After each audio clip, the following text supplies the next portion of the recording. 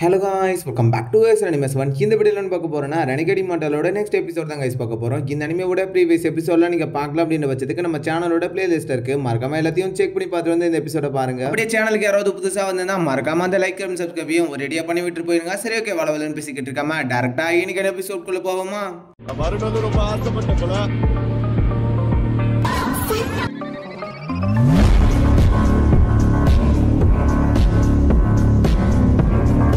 எபிசோடோட ஸ்டார்டிங் சீன்ல அந்த விஷயத்தை பத்தி தான் பேசிக்கிட்டு இருக்காங்க. இந்த ஃபயர் டிமன்ஸ்லாம் எதுக்காக இந்த மாதிரி பண்ணிக்கிட்டு இருக்கு, எப்படி தப்பிக்கிறதுன்ற மாதிரி பேசிக்கிட்டு இருக்க. சைடுல இருக்கிற மாஸ்டரோ இதுக்கு ஒரே வழினா ஏன்ஷியன்ட் ஃபார்மேஷனை ஆக்டிவேட் பண்ணி ஆகணும், இல்லனா இந்த ஃபயர் டிமன்ஸ் எல்லாமே இந்த இடத்தையும் தாண்டி ஸ்வான்யூ ராஜ்யத்துக்கு வந்துச்சுன்னா நம்ம போற அந்த இடமும் வேஸ்டா போயிடும். அந்த இடமும் நெருப்பு வெள்ளத்துல தான் மூழ்கி கிடக்கும். அதாவது இவங்க போறக்கூடிய அந்த இடத்தோட பேரு ஸ்வான்யூ ராஜ்யம் அப்படின்னு சொல்லிக்கிட்டு இருக்காங்க. ஆமா, நீங்க சொல்றதும் சரிதான். இந்த இடத்துக்குள்ள மாஸ்டரை கட்டுப்படுத்தலாம், கண்டிப்பா அந்த இடமும் அழியறதுக்கான நிறைய வாய்ப்புகள் இருக்கு. எல்லாரும் நல்லா கேளுங்க, முன்னோக்கி பயணிச்சுக்கிட்டே இருங்க. இருக்கிற மிருகங்கள்லாம் தாண்டி முன்னோக்கி போயிட்டு இருங்க. ஸ்வான்யூ ராஜ்யத்துல இன்னமும் நிறைய போர்கள் இருக்கு. நாங்க எல்லாருமே ஃபார்மேஷன் அமைக்கிறதுக்காக போறோம் அப்படின்னு சொல்லிக்கிட்டு இருக்க. இந்த பக்கம் அடிச்சு வெடிச்சு செதறிக்கிட்டு இருக்கு. ஃபைட்டும் ஒரு பக்கம் பார்த்தா தரமா போய்கிட்டு இருக்கு. அந்த இடத்துக்குள்ள எல்லாரும் நம்ம நாட்டுக்காக போராடுவோம், முடிஞ்ச அளவுக்கு முன்னேறி போவோம் அப்படின்னு சொல்லிட்டு அந்த இடத்துக்குள்ள வந்து எல்லாரும் சண்டை போட்டுக்கிட்டு இருக்க. இந்த பக்கம் ஹீரோயின் ஏதோ ஒரு மான்ஸ்டர் அட்டாக் பண்ணவர தம்பி அசால்ட்டா ஒரு அடியில கொண்டு தள்ளிட்டு போய்கிட்டே இருக்கான். சரி, அவர் அண்ணன் அதே சமயத்துல முன்னாடி அந்த மிருகங்கள் எல்லாமே சேர்ந்துக்கிட்டு ஒரு மிகப்பெரிய ஃபார்மேஷன் மாதிரி ஒன்று உருவாக்கிக்கிட்டு இருக்கேன். நீங்க எல்லாம் என்ன பண்ணிக்கிட்டு இருக்கீங்க அப்படின்னு மாதிரி அந்த இடத்துக்குள்ள எல்லாருமே அதிர்ச்சியோட பாத்துக்கிட்டு இருக்காங்க. ஹீரோவும் கொஞ்சம் விசித்திரமா பாத்துக்கிட்டு இருக்கான். அதை பத்தி அவனுக்கு தெரியும் அப்படின்ற மாதிரி, நீங்க ஏதாவது பெரிய அட்டாக்க கிரியேட் பண்ணுங்களா, நான் டிஃபென்ஸ் ஏதாவது உருவாக்கணுமா அப்படின்னு மாதிரி அந்த இடத்துக்குள்ள எல்லாருமே பயத்துல இருக்க. அந்த சமயத்துல அந்த இடத்துக்குள்ள அது வெடிச்சு செதற ஆரம்பிக்குது. எல்லாருக்குமே அந்த இடத்துக்குள்ள பெரிய ஒரு எனர்ஜி வைப்ரேஷன் ஆகுது. என்னன்னு பார்த்தா அந்த இடத்துக்குள்ள முன்னாடி இருக்கிற அந்த மான்ஸ்டருங்க எல்லாருக்குமே ஒரு மாதிரி வித்தியாசமான பவர் கிடைக்க ஆரம்பிக்குது. அதாவது அந்த இடத்துக்குள்ள அதுங்க எல்லாமே அப்கிரேட் ஆகிட்டு இருக்கு. அதுக்கு பின்னாடி ஒரு பாம்பு ஆள் மாதிரி வந்துகிட்டு இருக்கு. அதெல்லாம் பார்த்தாது அந்த இடத்துக்குள்ள அதுங்களோட உருவங்களும் முதற்கொண்டு பெருசாகிட்டு இருக்கு. யாரும் பார்த்து பயப்படாதீங்க, முன்னோக்கி போயிட்டு அதான் கூட சண்டை போடுங்க அப்படின்னு சொல்லிட்டு முன்னாடி போய்கிட்டே இருக்க. எடுத்த உடனே ஒரு படைய தம்பி அட்டாக் பண்ண வந்துகிட்டு இருக்கு. அந்த இடத்துக்குள்ள எனர்ஜியை கேதர் பண்றவனும் ஒரு சுழல் மாதிரி உருவாக்கி மொத்தத்தையும் அந்த இடத்துக்குள்ள இருந்து பறக்க வர்றான். இந்த பக்கம் ஹீரோவையும் அட்டாக் பண்ணிக்கிட்டு இருக்கா. ஹீரோ அசால்ட்டாவே டாச் பண்ணிக்கிட்டு இருக்கா. மொத்தத்தையும் அந்த இடத்துக்குள்ள ஒரே பீஸ் அடிச்சு பறக்க விட்டுக்கிட்டு இருக்கா. அதே சமயத்துல இந்த பக்கம் ஹீரோனியோட அண்ணனை பார்த்தா பயங்கரமா ஃபைட் பண்ணிக்கிட்டு இருக்கான். பேரியர் உருவாக்கி அந்த இடத்துக்குள்ள தடுத்துக்கிட்டு இருக்கான். அதே சமயத்துல அதே அந்த இடத்துக்குள்ள இருந்து ஒரு பெரிய பிளாஸ்டா வெடிச்சு விட்டுக்கிட்டு இருக்கா. எல்லாம் பறந்துகிட்டு இருக்கா. இந்த பக்கம் அவனும் பிளட் வாமிட் எடுத்துக்கிட்டு இருக்கான். பேரியர் உடைஞ்சதுனால அந்த இடத்துக்குள்ள இருந்து ஒரு பெரிய ரிஃப்ளெக்ட் ஆகுது. அதே சமயத்துல அவனும் பிளட் வாமிட் எடுத்துக்கிட்டு இருக்கா. மான்ஸ்டர் அட்டாக் பண்ண வந்துகிட்டு இருக்கு. ஸ்பாட்ஸ் யூஸ் பண்ணிட்டு அந்த இடத்துக்கு வந்து பயங்கரமா டேமேஜ் பண்ணிக்கிட்டு இருக்கான். அதே சமயத்துல சைடுல இருந்து ஒரு மாஸ்டர் முன்னாடி பாத்துக்கிட்டு இருக்க நேரத்துல சைடுல இருந்து ஒன்னு அடிச்சு மோதி தள்ள. அதே சமயத்துல அது எனர்ஜிஸை கேதர் பண்ணிக்கிட்டு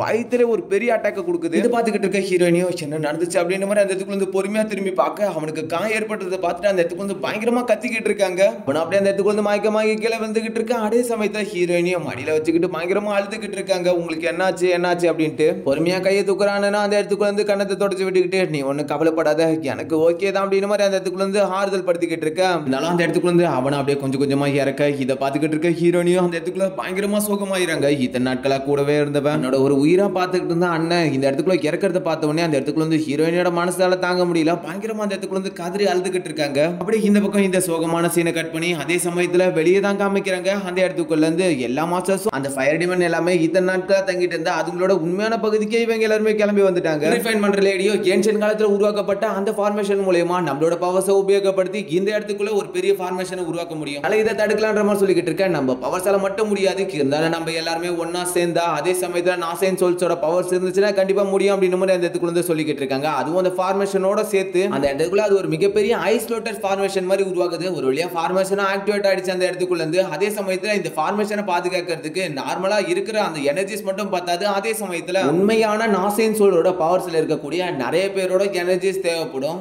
அதுதான் அந்த இடத்துக்குள்ள இருக்கக்கூடிய வெளதாடி மாஸ்டர் சொல்லிக்கிட்டு இருக்காரு. இந்த இடத்துக்குள்ள நம்மளோட பவர்ஸ் ஃபார்மேஷன் மட்டும் பத்தாது, நாசேன் சோல்ஸோட பவர்ஸ்லாம் தேவைப்படும். அதுக்காக தான் இவங்க இருக்காங்க அப்படின்னு சொல்லிக்கிட்டு இருக்க. வெறும் நாசேன் சோலோட பவர், அதுவும் 100 வருஷத்துக்கான கல்டிவேஷன் தானே, எங்களுக்குலாம் எந்த ஒரு பிரச்சனையும் இல்லை, நாங்க இதை பாத்துக்கிறோம், நீங்க இந்த இடத்துக்குள்ள இருந்து வெளியே கிளம்புற வேலையை மட்டும் பாத்துக்கோங்க அப்படின்னு சொல்லிட்டு அந்த இடத்துக்குள்ள இருந்து ஒருத்தன் நல்ல மனசோடவே பேசிக்கிட்டு இருக்கான். பரவாயில்ல. அதே சமயத்துல பில் ரிஃபைனிங் செக்டர், அதாவது ஹீரோனியோட செக்டர் சேர்ந்த மாஸ்டரும் அந்த இடத்துக்குள்ள இருந்து எல்லாருக்குமே பவர்ஸ் கொடுக்குறாங்க. இது ஆங்ஃபெங் சிட்டியோட எனர்ஜி பில்ஸ், இதை உபயோகப்படுத்திக்கிட்டு நீங்க இந்த ஃபார்மேஷனை நல்லபடியா பாதுகாப்பீங்கன்னு நம்புறேன். இன்னும் கொஞ்ச நாட்களுக்கு நீங்க இந்த ஃபார்மேஷனை பாதுகாத்தா போதும், அதுக்கப்புறம் எல்லா வேலைகளும் முடிஞ்சிருச்சுரா. இந்த ஃபார்மேஷன் அமைக்கிறதுல எந்த ஒரு ப்ராப்ளமும் இல்ல அப்படின்னா ஸ்வான்யூ ராஜ்யத்தை கைப்பிடிச்சு உங்களுக்கு ஒரு ராஜ மரியாதை கொடுப்போம் அப்படின்னு சொல்லிக்கிட்டு இருக்க. எனர்ஜியும் அந்த இடத்துக்குள்ள ரிலீஸ் ஆகிட்டு இருக்கு. அதே சமயத்துல மாஸ்டர் எல்லாருமே ஓடிக்கிட்டு இருக்கு. அந்த இடத்துக்குள்ள ஒரு பெரிய ஃபார்மேஷன் மாதிரி ஆக்டிவேட் ஆகுது. ஏன்ஷியன்ட் ஃபார்மேஷன் எல்லாமே ஆக்டிவேட் ஆயிடுச்சு. எல்லாரும் என்ன ஃபாலோ பண்ணுங்க அப்படின்னு சொல்லிட்டு அந்த இடத்துக்குள்ள வந்து எல்லாருமே பயங்கர வேகத்தை தப்பிச்சு ஓடிக்கிட்டு இருக்காங்க. மாஸ்டருங்களாம் வந்துகிட்டு இருக்கு. அதே சமயத்துல பேரியர்ல முட்டிக்கிட்டு பயங்கரமா அடியை வாங்கிட்டு இருக்கு. அந்த இடத்துக்குள்ள தெரியாத மாஸ்டர் பார்த்தனுங்க தொடர்ந்து டம்மு டும்முன்னு மோதிக்கிட்டு இருக்க. பாத்தியா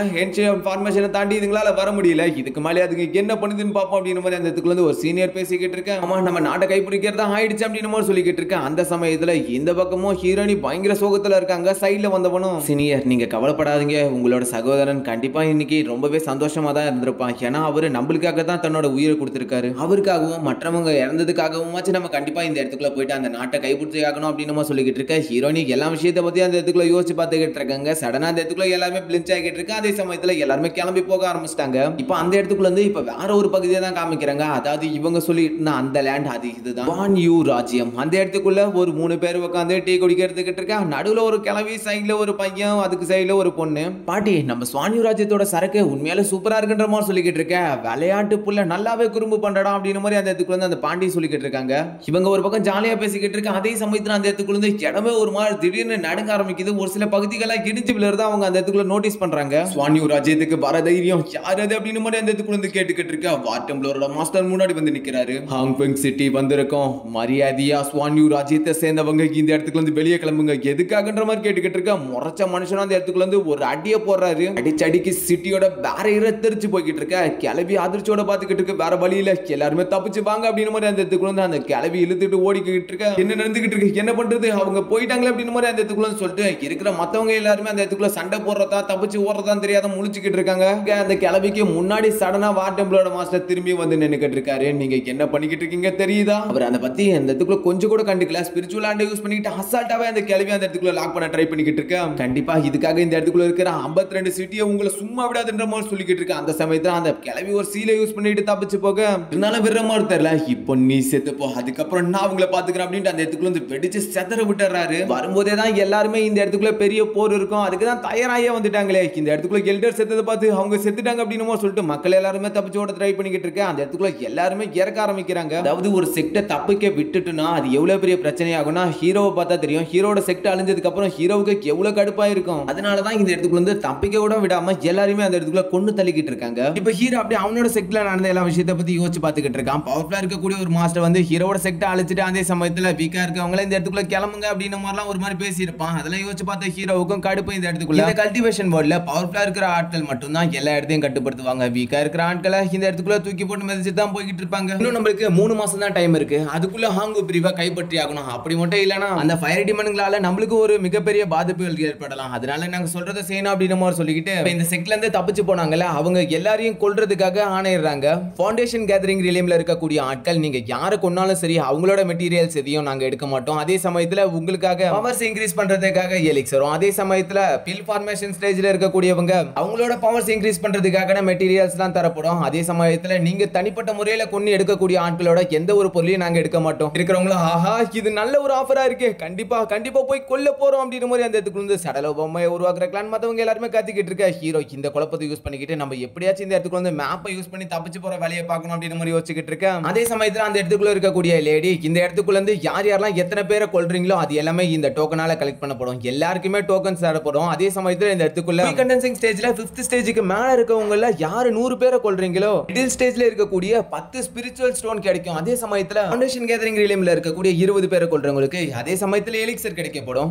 ஆஹா ஆஃபர்லாம் நல்லா இருக்குடா அப்படின்னு மாதிரி அந்த இடத்துக்குள்ள சந்தோஷத்துல இருக்க. இந்த பக்கம் ஹீரோயினி பயங்கர சோகத்துல அண்ணா நீங்க இறந்ததை நான் கண்டிப்பா வீண் போக விட மாட்டேன், இந்த இடத்தை கண்டிப்பா ஆக்கிரமிச்சு தீருவோம் அப்படின்னு மாதிரி அந்த இடத்துக்குள்ள ஹீரோயினி சொல்லிக்கிட்டு இருக்க. ஹீரோயினியோட செக்டர் சேர்ந்த அந்த மாஸ்டர் திரும்ப சொல்லிக்கிட்டு இருக்காங்க. ட்ரெயின் செக்டர் சேர்ந்தவங்க அழிக்கிறதுக்காக வந்துகிட்டு இருக்காங்க. மாசத்தோட கடைசியில யார் அதிகப்படியான டாப் ரேங்க்ல இருக்கீங்களோ அவங்களுக்கு ஹெவன்லி சப்ரேட்டிங் ஸ்பில் கிடைக்கும் அப்படின்னு மாதிரி அந்த இடத்துக்குள்ள வந்து ஏதோ ஒரு பில்லை பத்தி சொல்ல இன்னொரு செக்டர் சேர்ந்தவனும் என்னமா சொல்லிக்கிட்டு இருக்க, அது எவ்வளவு விலை வந்தது தெரியுமான்ற சொல்லிக்கிட்டு இருக்க. கீழே இருக்கவங்க சந்தோஷத்துல பொங்கிக்கிட்டு இருக்காங்க. ஹீரோவும் செப்பரேட்டிங் பில் இது ஒன்னும் சாதாரணமானது இல்ல, இது மட்டும் எனக்கு கிடைச்சிச்சுன்னா என்னால கண்டிப்பா 80% கோர் ஃபார்மேஷன் ரிலீம் அடைய முடியும். ஃபார்மேஷன் ரிலீம் கோர் ஃபார்மேஷன் ரிலீம் அப்படின்ட்டு அதுக்கு 2 பேர் இருக்கு, கன்ஃபியூஸ் ஆயிக்காதீங்க.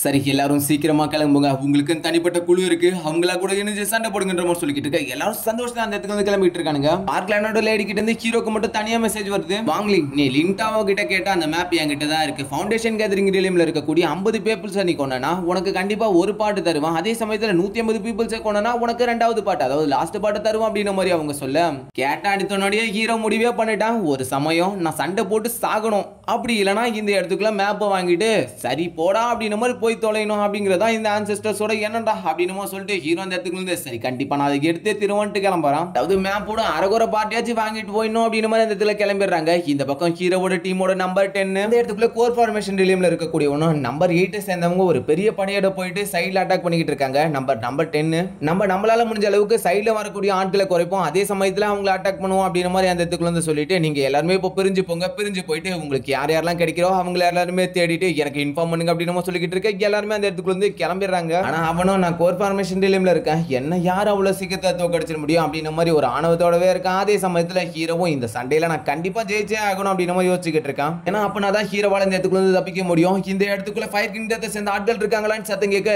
ஹீரோவா அவனுங்களை அந்த இடத்துக்கு வந்து ஃபாலோ பண்ணிக்கிட்டு இருக்கான். ஒத்தான அந்த இடத்துக்குள்ள நின்னுகிட்டு இருக்கும்போது மொத்த பேர் அந்த இடத்துக்குள்ள வர ஆரம்பிக்கிறானுங்க. ஃபயர் கிங்டத்தை சேர்ந்தவங்களும் ஒரு சில ஆட்கள் வந்துட்டாங்க. ஸ்பீர் எடுத்தவனும் கொல்லுங்க அப்படின்னு சொல்லிட்டு அந்த இடத்துக்கு வந்து பயங்கரமா மாஞ்சிக்கிட்டு இருக்காங்க. அடிச்சு 2 பேரோட செக்டர் சேர்ந்தவங்களும் பிரிச்சு பறக்க விட்டுக்கிட்டு இருக்காங்க. அந்த இடத்துல மொத்தமா அட்டாக் பண்ண வர அவனுங்களை தட்டி விட மேல ஒரு ஃபார்மேஷனை போட்டு அவனை லாக் பண்ணிடுறாங்க அந்த இடத்துக்குள்ள. அந்த கோர் ஃபார்மேஷன் ரிலீவ் சேர்ந்தவனும் சும்மா இல்ல அந்த இடத்துக்குள்ள வந்து ஒரு சிசர் யூஸ் பண்ணிக்கிட்டு எப்படியாச்சும் உடைக்கணும் அப்படின்ட்டு தட்டிக்கிட்டே இருக்க ஹீரோவும் இந்த இடத்துக்குள்ள வந்து இவனுங்களை கொன்னாதான் என்னால மேப்பை வாங்கிட்டு வெளியே போக முடியும்னா எனக்கு வேற வழி இல்ல, நான் அவங்களை கொண்டுதான் ஆகணும் அப்படின்னு சொல்லிட்டு ஹீரோ ஸ்வாட வச்சுட்டு ஒரு நொடியில இருக்கிற எல்லாரையுமே அந்த இடத்துக்குள்ள கொல்ல ஆரம்பிக்கிறான். என்ன நடந்துகிட்டு இருக்கு அப்படின்ட்டு அந்த இடத்துக்குள்ள அவங்களுக்கு புரியல. ஹீரோ கண்ணாமனான் குத்தி தள்ளிக்கிட்டே இருக்கான். அவங்களுக்கு பயங்கரமான ஷாக்கு. இந்த ஸ்வாட் ரொம்ப டிஃபரெண்டா இருக்கு. பேச கூட நேரம் கொடுக்காம எல்லாருமே அந்த இடத்துக்குள்ள இருந்து கொன்னு தள்ளிக்கிட்டே இருக்கான். ஹீரோ ஸ்வாட பார்த்த உடனே இப்ப எல்லாருக்குமே அந்த இடத்துக்குள்ள பயமே வர ஆரம்பிச்சிடுச்சு. ஃபவுண்டேஷன் கேதரிங் எலிமெண்ட்ஸ் சேர்ந்தவங்க இதுக்கு மேல ஒரு நொடி இருந்தோம் செத்துருண்டாட்டு ஓடிக்கிட்டு இருக்கான். அந்த சமயத்துல அவனும் அந்த இடத்துக்குள்ள ஸ்பீர் யூஸ் பண்ணிட்டு அவனோட அந்த பேரியரையும் அந்த இடத்துக்குள்ள உடைச்சு சுக்குனரா செத்தற விட்டுறான். நீ வந்த கோர் ஃபார்மேஷன் எலிமெண்ட்ஸ் சேர்ந்தவனும் எங்கடா தப்பிக்க பாக்குறீங்க அப்படின்ட்டு ஸ்பீரை விட்டு எரிஞ்சு அந்த இடத்துக்குள்ள வந்து ஒரு 3 பேரை கொன்னு தள்ள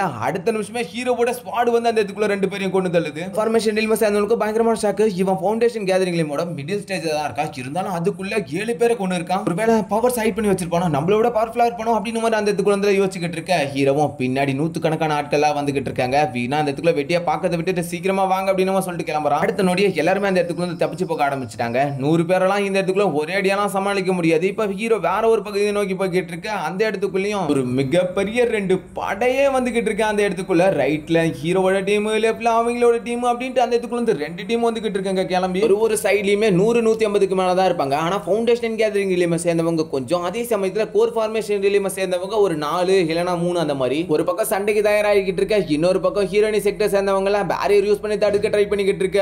எல்லாரும் போங்க அவங்கள போய் கொல்லுங்க அப்படின்ட்டு ஆணையிட்டு அடுத்த நிமிஷமே அந்த இடத்துக்குள்ள வந்து மாத்தி சண்டை போட ஆரம்பிச்சுக்கிறாங்க. இன்னைக்கு முடிஞ்ச அளவுக்கு கொண்டு பில்லு எலிக்சர்லாம் எடுக்கணும் அப்படின்னு மாதிரி கத்திக்கிட்டு அந்த இடத்துக்குள்ள இருந்து தடபுடான்னு மாஞ்சிக்கிட்டு இருக்க. இடமே வெட்டிச்சு செதறிக்கிட்டு இருக்க. அந்த இடத்துக்குள்ள ஹீரோவும் அதே சாக்குல சந்தில சிந்து பாடிக்கிட்டு இருக்கிற எல்லாருமே கொண்டு தள்ளிக்கிட்டு இருக்காரு. ஹீரோ அந்த இடத்துக்குள்ள வந்துட்டு போற மாயமே தெரியல, கொல்ற வேகத்துக்கு ஓடிடுறான். அவங்களும் அதுக்கேற்ற மாதிரி அட்டாக் பண்ணிக்கிட்டு தான் இருக்காங்க. இருந்தாலும் ஹீரோ தான் பல பேரை கொண்டு தள்ளிக்கிட்டே இருக்கான். ஃபர்ஸ்ட் ரோல இருக்க எல்லாருமே மாஸ்டர் செத்துக்கிட்டே இருக்கானுங்க. அதாவது பண்ணுங்க அப்படின்ற மாதிரி ஒருத்தன் வந்து இன்ஃபார்ம் பண்ணிக்கிட்டு இருக்க. பின்னாடி கட்டப்பா மாதிரி இருந்தவனா முன்னாடி போக அந்த கிங் வந்து அடுத்து நிறுத்திட்டு அவன் ஃபவுண்டேஷன் கேதரிங் ரிலீமோட மிடில்ல தானே இருக்கான். அதே சமயத்துல அவன் நிறைய பேர் கொண்டுகிட்டு தான் இருக்கான். சரி ஓகே, என்கிட்ட இருக்கக்கூடிய அந்த வெப்பன் எடுத்துட்டு போங்க, அவனை கொண்டுட்டு வாங்க அப்படின்னு மாதிரி சொல்லிட்டு அந்த இடத்துக்குள்ள வந்து ஆர்டர் கொடுக்குறான். அவனுங்களும் அந்த வெப்பனை எடுத்துக்கிட்டு இப்ப ஹீரோவை கொல்றதுக்காக கிளம்பிட்டானுங்க. அவங்க கிட்ட கொடுத்த அந்த வெப்பனை யூஸ் பண்ணிக்கிட்டு ஹீரோவை ட்ராக் பண்ணிக்கிட்டே வந்துகிட்டு இருக்க. ஹீரோவும் தப்பிச்சு போய்கிட்டு இருக்கவன் ஃபவுண்டேஷன் கேதரிங் ரிலீமோட லாஸ்ட்ல தான் இருக்கீங்க, உங்களால எனக்கு என்னடா பண்ண முடியும்னு நினைச்சிட்டீங்க அப்படின்னு சொல்லிட்டு ஹீரோ போய்கிட்டு இருக்கான். சமயத்துல அவனுங்களும் மேல இருந்து அட்டாக் பண்ண ட்ரை பண்ணிக்கிட்டு இருக்க. ஏன் நீங்க வீணா முயற்சி பண்றீங்க அப்படின்ட்டு ஹீரோவே அந்த இடத்துக்குள்ள இருந்து மேல கிளம்பி வந்து ஸ்குவாட்ல பறந்து போய்கிட்டு இருக்க.